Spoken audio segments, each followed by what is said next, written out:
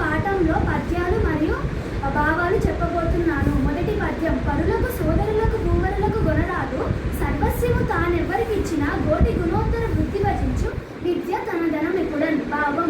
పూర్తిగా తన ఆధీనమైన విద్యను ఇతరులు, అన్నదమ్ములు, రాజులు తీసుకోలేరు. మనం ఎవరికిచ్చినా కోటి రేట్లు పెరుగుతుంది. అందుకే విద్య ఎప్పుడు మన సొంత ధనం. రెండవ పద్యం. పరభూమికి జనచో దస్కరులకు నగపడదు, రేగుగా తెచ్చుట నెవ్వరినైనా హితులు చేయను, ధరలో మరి విద్య బోల ధనములు కలవే. భావం. వేరే ప్రాంతాలకు వెళ్ళినప్పుడు విద్య ధనం దొంగలకు కనపడదు.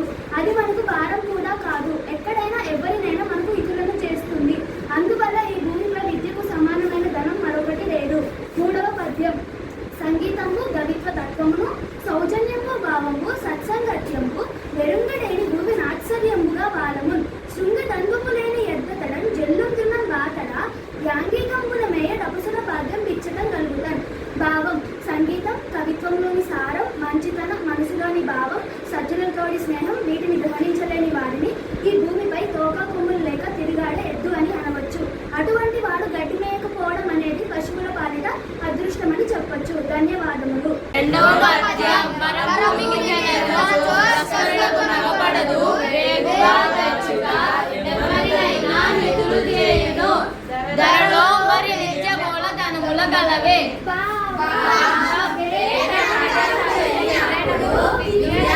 దొంగలకు కనపడదు, అది మనకు భారం కూడా కాదు. ఎవరైనా హితులు చేస్తుంది. అందుకే విద్యకు సమానమైన ధనం మరొకటి లేదు. మూడవ పద్యం. సంగీతంబు కవిత్వ తత్వమును, సౌజన్యంబు భావంబు, సత్సంగత్యంబు, వెలుంగడేని భూమి నాశ్చర్యంబుగా వాలమున్, శృంగదంబము లేని ఎద్దగడన్ జల్లుం తృణం బాతడ, యాంగికంబున మేయ డపసుల భాగ్యం మిచ్చట గిలుగన్. సంగీతం కవిత్వంలోని సారం, మంచితనం, మనసులోని భావం, సజ్జనులతోడి స్నేహం, వీటిని గ్రహించలేని వాడిని భూమిపై తోక కొమ్ములు లేక తిరుగాడే ఎద్దు అని అనవచ్చు. ఇటువంటి వాడు గడ్డి మేయకపోవడం అనేది పశువుల పాలిట అదృష్టమని చెప్పాలి.